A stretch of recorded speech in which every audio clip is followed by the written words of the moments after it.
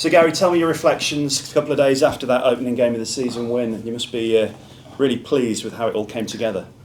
Yeah, we were really pleased with obviously being able to send our supporters home happy. Opening day of the season, I got told a stat afterwards that it's the first game we've won in August for 4 years. So that shocked me. And obviously, you know, to score 2 wonderful goals like we did, and the team look as fit and as strong as what they did, was really pleasing.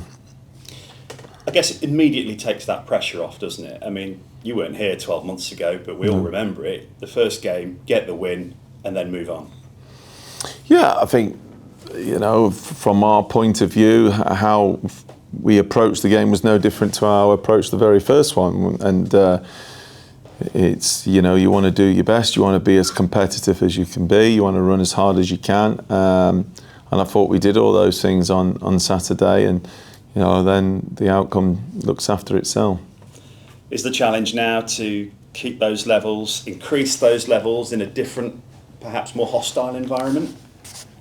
Well, I think it'd be, you know, it'd be a different arena that we're going into on Saturday, because, you know, it's Barnsley's first home game. I'm sure there'll be, you know, a big crowd there, and there'll be expectation from them, obviously, because they've won their first game as well. But I'm looking forward to it, to see how our young team go into there and perform, and they should thrive on going into those atmospheres. And you know, it's something for us to build on from last week's performance, and like I say, really looking forward to it. We saw the impact he made last season towards the end. How important do you think Charlie Webster's going to be for you this season? I mean, obviously, a couple of great goals. He scored vital goals last season as well. Yes. Exciting prospect?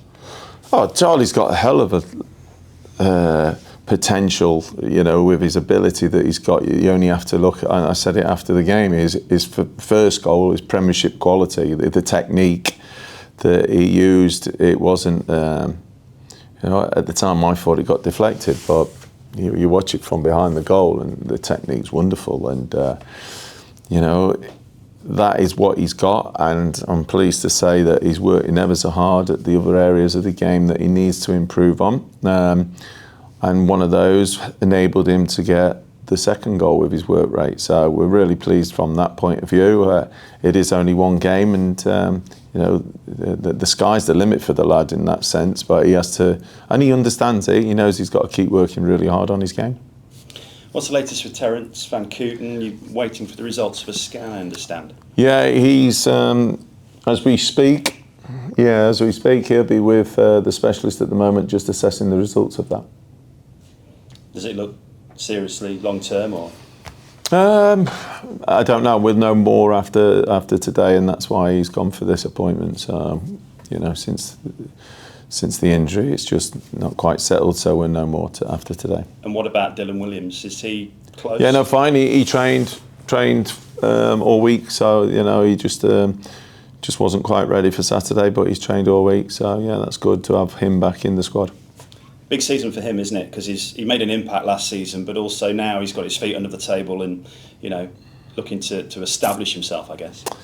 Yeah, no different to the rest of them. You know, it's their careers, and you know, currently as we speak, they're all investing in themselves in terms of how they can get better and how they can develop, and you know, they're working very hard. So yeah, Dylan falls into that bracket. And obviously the window's still open for a while. Any more ins and outs? I've been told to ask that question because it's Dave's favourite. Yeah, no, I thought it was from Fletch. Yeah, it's exactly where we're at.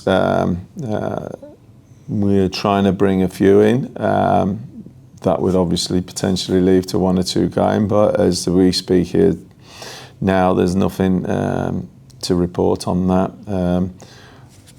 But I'm sure that it'll start to speed up as the weeks tick on.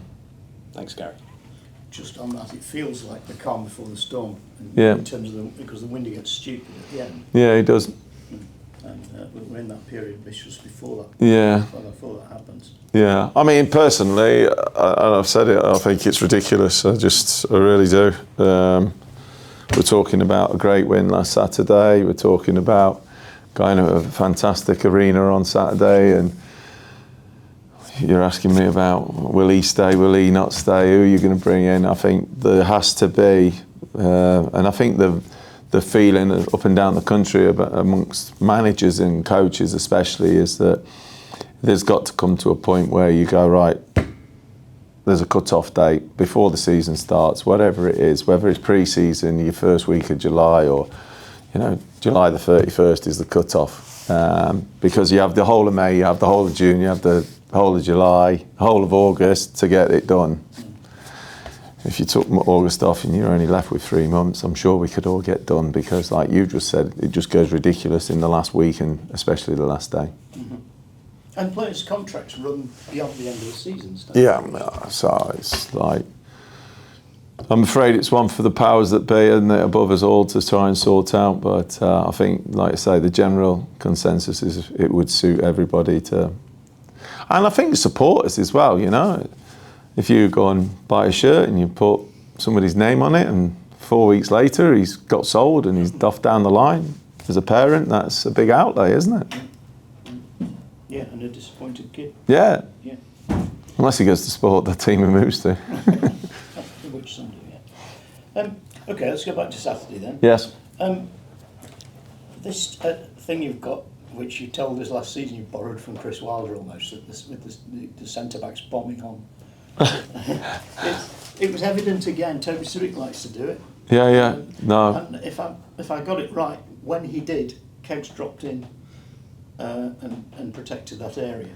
Kegs has got great discipline for us. I feel sorry for him at times because he can be, the only one in there, and as Charlie and JJ go searching for goals and the glory, but we really value Kegs' work and what he does for the team, and he has a good game understanding, and that's only improving, and he's another one that has got bags of potential. There were 3 or 4 moments where he got a foot in last week. Yeah, no. In difficult situations. Yeah, he's, like I say, he's a really valued member of the team and the squad, and a popular lad amongst the dressing room as well. Does it make it a high-risk strategy in terms of being countered if you've got your centre-backs bombing on like that? Only if your midfielders clear the space as well and you've got nobody left behind, but, the way that we work with it, and the time spent on the grass and in this room, the players are aware of what's supposed to happen if those centre halves do go bombing forward. But we're happy with. I think Sibs especially that was his first game on that side really, and for us, apart from the Derby one.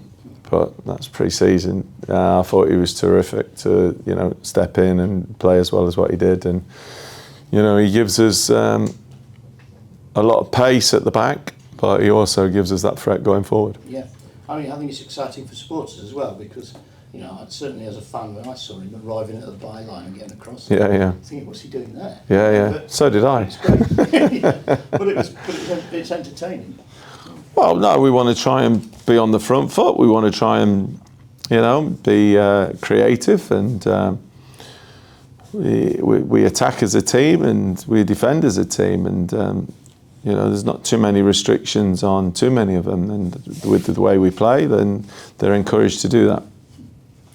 Considering that you've brought a number of new players in, I've only brought 4 new faces in. I know, but they played, and so it seemed seamless to me. You're making it sound like I brought loads in, and people above me will start thinking, he's not getting any more money. So just be careful with the wording. The power of the words. Given that you only added a couple of players. I love that. There you go. That's better. I just thought it was the overall thing to me was that it seemed seamless to last season. That I wouldn't go that far now. You will see things that you want to improve all the time, but in terms of their attitude and approach, it was like business as usual. Well, that's what we can control. We can't control the league's budgets with the other teams' budgets. We can't control that. But what we can control is our effort and our energy. We can control our attitudes, and we can control our responses to things. And You know, that's exactly what the players have displayed since we've come back pre-season. I also believe that the group itself is a real tight group and very honest and open, and they allow, you know, new lads in and they welcome them in and really sort of like tell them what we're about very, very quickly. And because of how positive the environment is, it makes it a lot easier for players to come and fit in as quickly as what, like you said, they have. And Sibs knows a couple of the lads. Jake Beasley knew a couple of the players. Geordie had already been here. JJ Lofty had already been here. So I know I've left someone out there. Who else have I signed? Shade. Yeah, when you only have to look at him. He's only been with us a week, and he's fitted in already because he knew a couple of the players as well. So it is a good dressing room to come into, and it's a good environment to come and train and ply your trade. Right. Did Kyron Lofthouse come off with a knock? No, he had missed a bit of pre-season. So the plan was always to try and get him as close to 70 minutes there, which we more or less did. And then he's had a full week's training, and you know he's good to go on Saturday. Yeah, and he made a difference as well, didn't he? Lofty's a good player, very good player, and you know we're delighted that we've been able to bring him to the club permanently. Okay, just a couple of others that we're not sure about with their injuries. James Jones and Jack Hazelhurst? Yeah, Jack Hazelhurst will probably be around October time, but we don't want to really put anything on it. When he was on loan last season, he had an ankle problem that required a little bit of surgery, so that'll be him. And James Jones, obviously his foot from last season, and then just suffered a setback on his recovery with his knee a little bit, so he's going to be a while as well. Okay, right. Okay, that's me done. Thank you. Hi Gary, Burn Radio, congratulations Thank again you. for Saturday. Great result, and as you say, the first opening day win since 2021. Can't believe how it. preparation's been this week following that victory?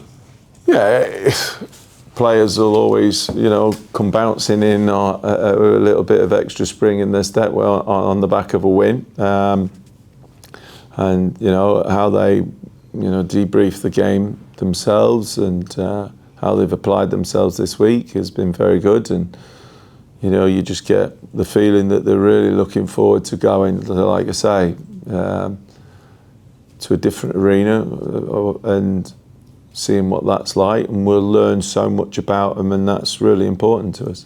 It's going to be a different challenge from being at home to Mansfield, being away to Barnsley. Had a really good win last week at Plymouth. Yeah, definitely, but this is what we're in it for, to, you know, take those challenges on. We know exactly what to expect, both on and off the pitch, and it's about us going up against that and having that bravery and courage to play our game. And like I say, I'm really excited to learn and see what the players and how the players go about it. We mentioned Tyree Shade who come in and he got 25 minutes on last Saturday. How pleased were you with his performance? Delighted, because he only arrived on the Thursday, was the first day of training, and then to get him put on Saturday and get that time. And I think he had two great bits of play in the penalty box and showed for me what an exciting player he's going to be for us. Great composure to set JJ up. And he's only going to get better for us once he gets to speed with, you know, no disrespect, it's a quicker, tougher game compared to the National League. So, yeah, I'm again excited by the development that's going to take place with him. I'd have said something about Lofthouse because he's a new sign as well, but it's not really, is it? Because he played for us last No, that's what I mean. I think it's 4, maybe 5 new faces now, is it, with Tyrese? But yeah, the new signings coming back, they've all fitted in ever so well, and we're pleased with, you know, up to now how it's gone.